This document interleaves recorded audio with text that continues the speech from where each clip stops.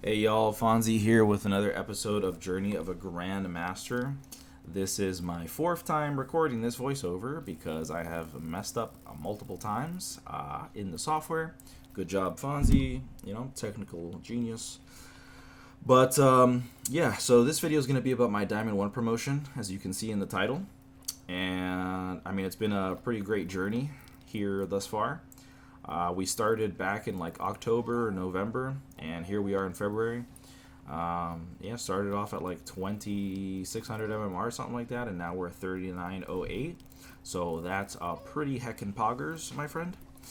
And yeah, I mean, I want to give a big thanks to like the HuShang community, HuShang himself, and all the members who are part of the Discord. They really do make like playing StarCraft a lot more fun and like a lot more involved because you have people you can vent to. They kind of like give their own stories of like what they struggled with, and like it's very inspirational and it keeps you really in check for the most part. So if you're not part of a community, I highly suggest joining one.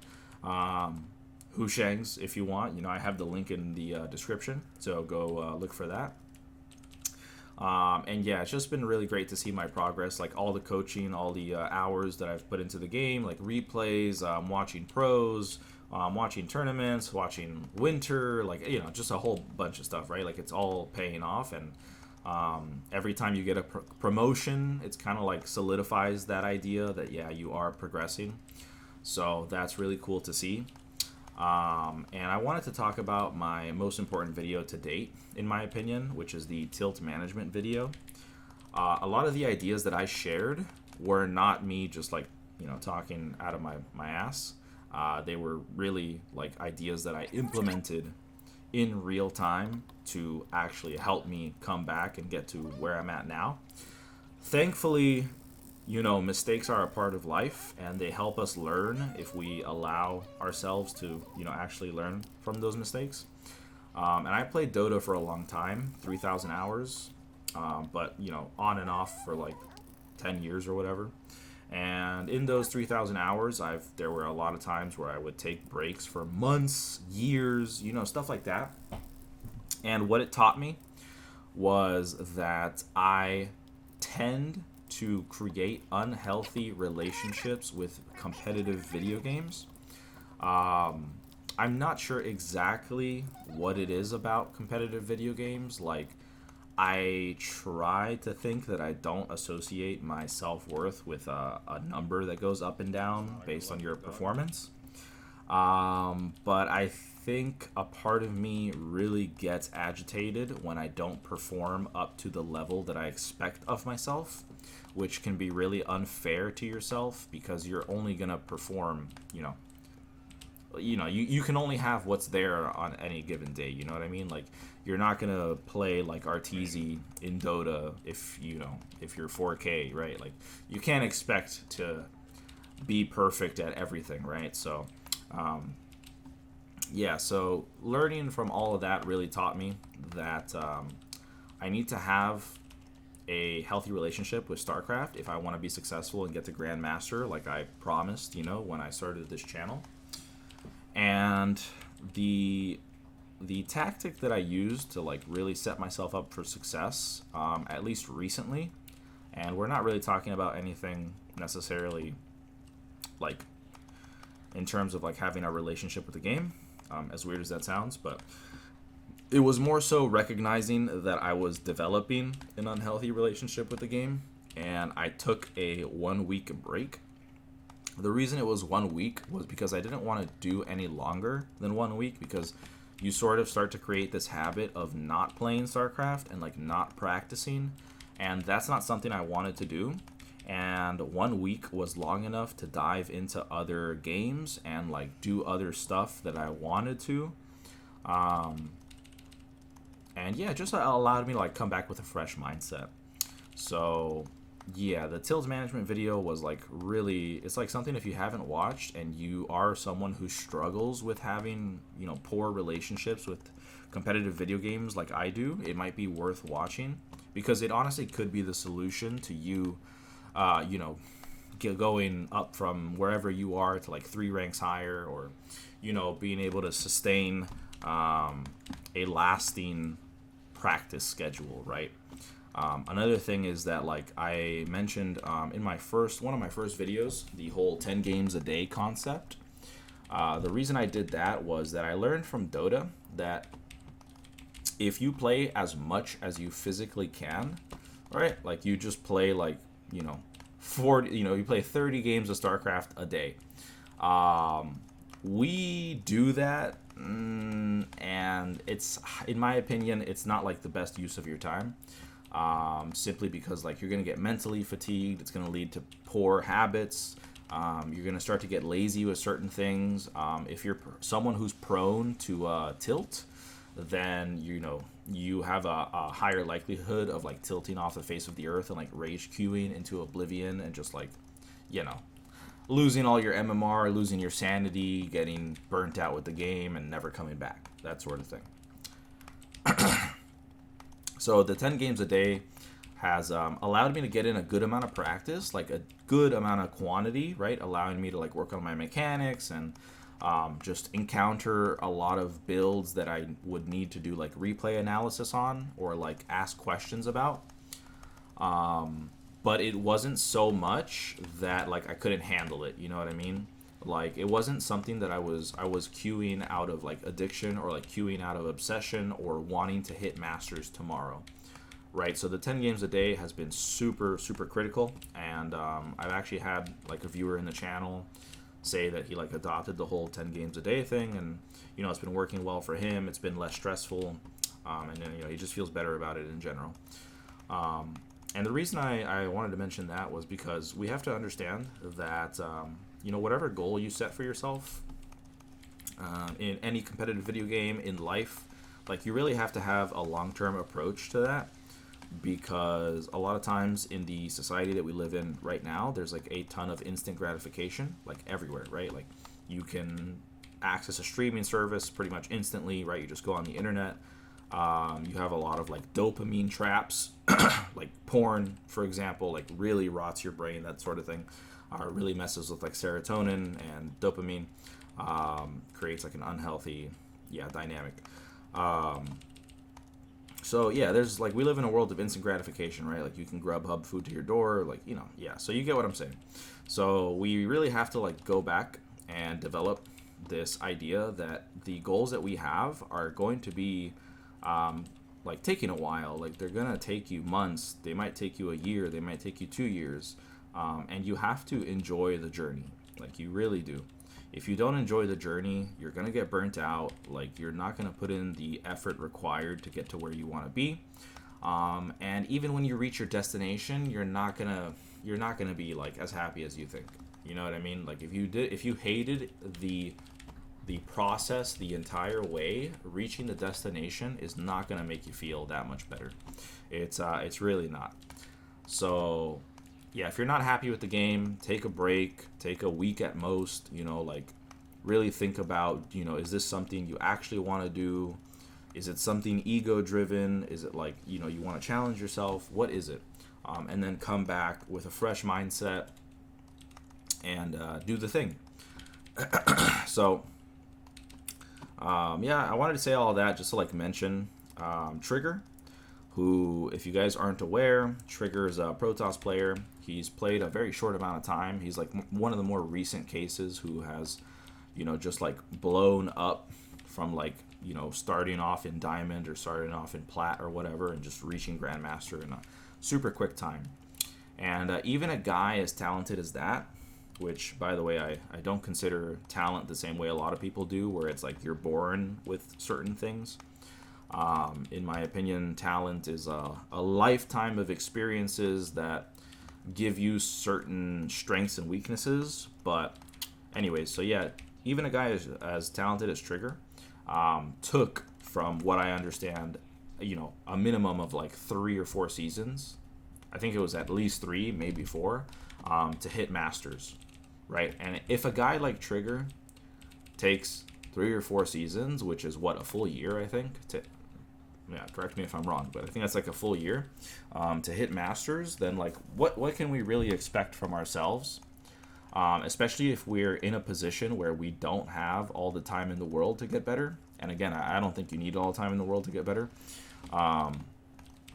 But if we just have a lot of other responsibilities and we have things taking away our attention, we can't expect to hit Grandmaster, you know, in 2 months, in 3 months. Like, first of all, that was never really possible. Like, I think Nina, when she started playing StarCraft, you know, 10 years ago, hit Grandmaster in 6 months, and it was much easier to hit it back then. So, yeah, it takes time, man. You got to be really patient with the game, you know, understand where you are. And yeah, you know, implement strategies that'll allow you to continue to put in quality time with the game and get to where you want to be.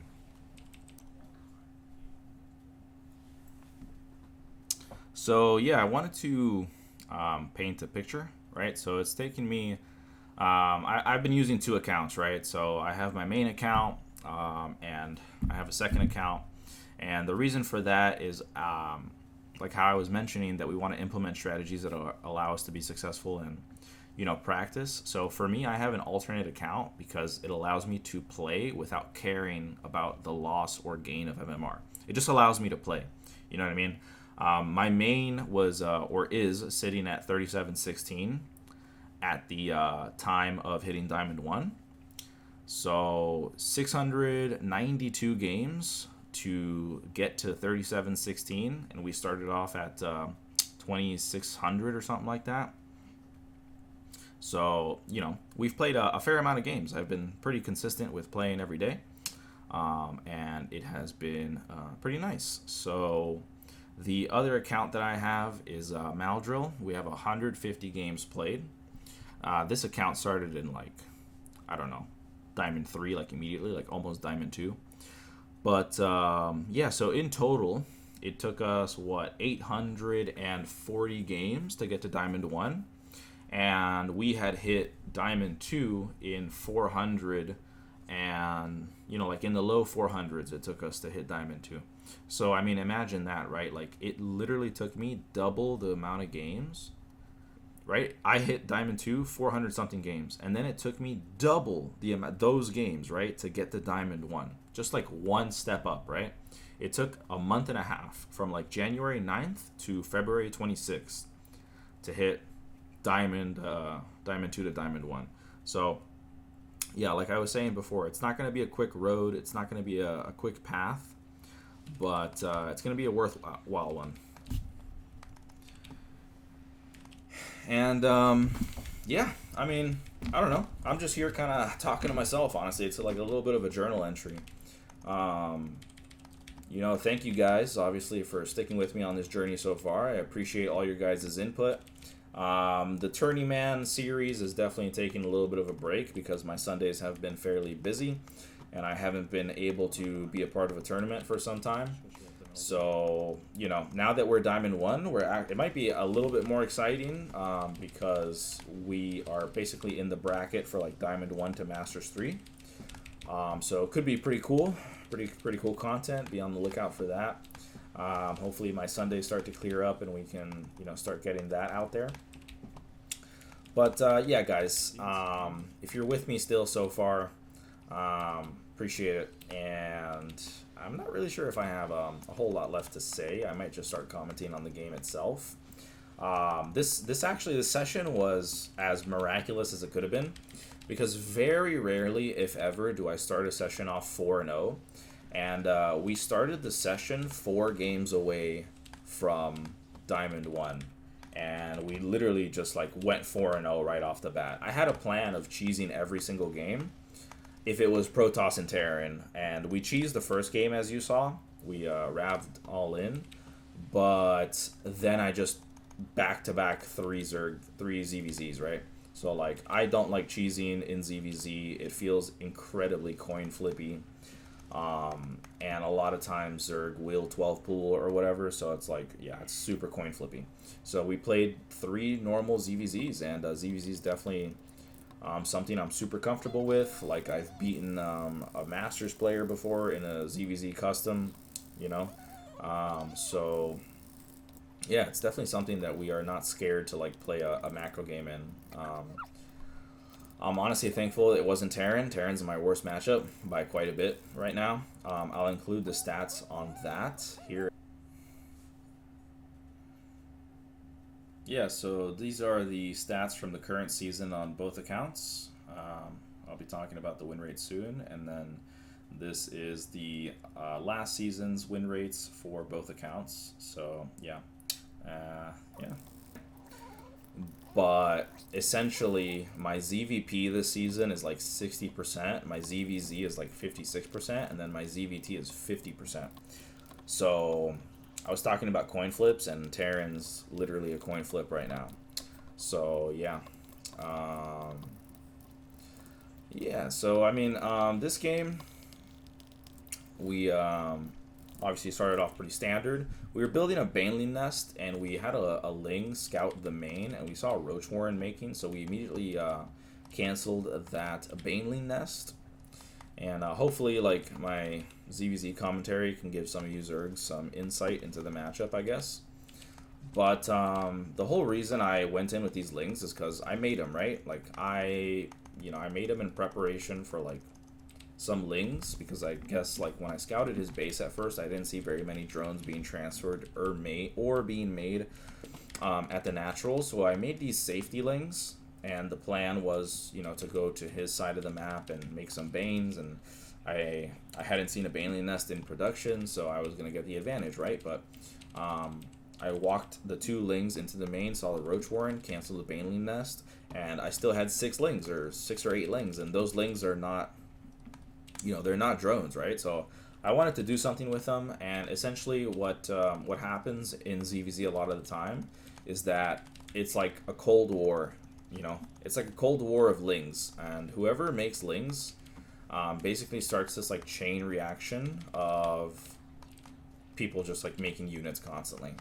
I try to avoid that as much as possible by being efficient with like the units that I have. So with Ling Bane, I try to be as effective as I can with the Banes, so that I don't have to produce more Lings than necessary and be behind on drone count. And my whole goal with ZVZ is to get up to 3 base saturation with like 4 or 5 gas, getting double upgrades, roach speed, a layer obviously, because you need that for roach speed. And then just attack with like a pretty big timing of roaches. And here, as you can tell, we are outnumbered a little bit. He focused on my Roach Warren, so I was able to like actually push back the army. We weren't really worried at this point, because from what I understand about the game state at this point is that he made a ton of Lings, like a lot of Lings. He made a good amount of roaches, so he's not at a drone count that I'm thinking like, oh my god, this guy's way ahead economically, I have to be all in, like I have very little options. No, I could comfortably take my third immediately, rebuild my Roach Warren. I've already finished 1-1, I believe, at this point, and I'm on my way to getting 2-2. What the fuck is that? Roaches are incredibly good against Lings, and with the amount of Lings that he's made, it's like, yeah, I'm pretty chilling, and I'm talking a little bit of smack, saying, do you know how this matchup works?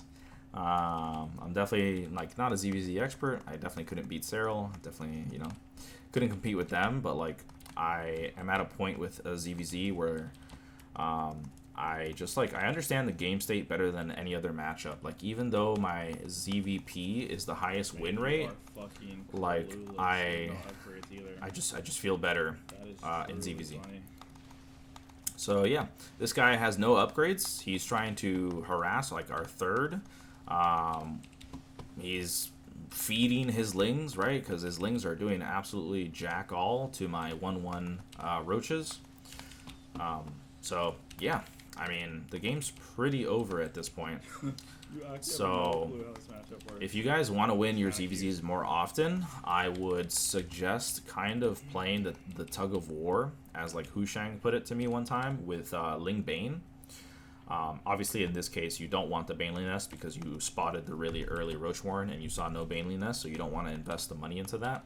But typically, in a normal ZVZ, you'll have your Bane nest, And the Ling Bane matchup is essentially who can make the least amount of Ling Bane and still hold while making drones. And then once you've gotten past that stage of Ling Bane, you know, get to your Roach Warren when you're floating 150 minerals that you don't have a use for. Put down that Roach Warren, put down a single Evo or a double Evo, you know, depending on what kind of timing you want to have. And yeah, it's just going to be like a straight up Roach battle forever. Like, even if the guy builds mutas, you can, for the most part, like if you're doing well economically, like you have 3 bases versus his 2, and you put up some spore crawlers in your bases, you can pretty much just like run across the map with like 1/1 roaches, and they're going to take 0 damage from mutas, and you're just going to like destroy everything in his base. And like, yeah, the mutas might eventually kill all your roaches, but it doesn't matter.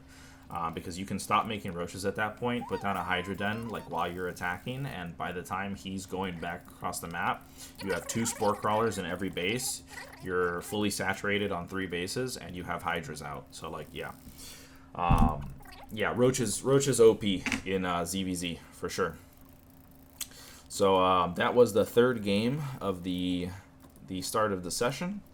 And right here we're at the 4th game. So this is more of like a normal ZVZ. We put down the Bane nest, we send the Ling over, we spot his Bane nest, we see that he's building Ling speed, so like the initial opener of this ZVZ is going to be fairly standard.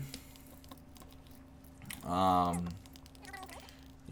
we're building our Roach Warren because we don't want to, like, if we have the option, we don't want to play Ling Bane. But we also don't want to go Roach Warren so early that like we can just get overrun by a Ling Flood and, you know, not have any Banes available. So this was a sick pickoff because when I first scouted the base, I noticed that there were like 4 Lings morphing into Banes, right? And I scouted with 2 Lings who survived, and 2 Banes blow up any amount of Banes that are close together. So what I did was I, you know, had my Lings hotkeyed, I put him outside of his vision, and then I morphed him into Banes. I hold commanded, I was looking for his Banes coming out of his base, boom, they exploded, I'm ahead, right? I'm literally ahead because I killed, like, those Banes, right? Because in a mirror matchup, pretty much everything counts. Especially if you're going for the same strategy, which in ZVZ is almost always, like, the Roach War, right? So that's just like something very small that, like, if you're not at that point where you are able to focus on stuff like that, it's okay. Like, you have more important stuff to worry about. But if you are able to spend that time, it's worth it. And here, like, I think we noticed that he had a bigger Roach army. And I don't think he had upgrades, like, as much. I think I went double Evo. So, no, I didn't go double Evo. But either way, he had more roaches, and my roach speed just finished. So I used the roach speed that just finished to kill the Roach Warren and delay his roach army. And a lot of times when you kill the Roach Warren, you oh, he has 0/0. Yeah, you just make him make like panic Lings, you know what I mean? Because he has nothing else, and you have this big roach army, and you're reinforcing with roaches, and like what else? You know, like he has to build some units, yeah. And in our minds, like Lings are better than nothing, right? So while that Roach Warren is finishing, we push our advantage. We have the upgrade advantage. We have the Roach, like we have the numbers in roaches. And this guy's sending like a Ling run by that I don't respond to perfectly, but it's not a big deal because the amount of Lings that were in my base was not significant enough to like be super worried about that. Like he'd kill my natural, he'd kill my Roach Warren, you know. It's not that big a deal. Like whatever was rallying, I would just send over there. I started F2ing a little bit, which is why these roaches were taking so long to come reinforce, but you know, it's whatever. I was so confident that we had won the game already that like I wasn't really stressing about it, but it's definitely something to work on. So yeah, we're pretty much getting towards the end of this game. Killing that Roach Warren I think was a major win. Like seriously, it was big, as well as the I mean the 2 Banes into 4 Banes wasn't big, but it's just like small advantages like that yeah, really add up. And don't take a 4th base that early. Not a good idea. So yeah. Diamond fucking 1, baby! There you go. Diamond 1. GG's, brother. Well played. Yeah, guys, I'll see you in the next episode, and hopefully soon we'll be in Masters 3. My goal is by April. Subscribe, like, comment. Appreciate all you. Bye.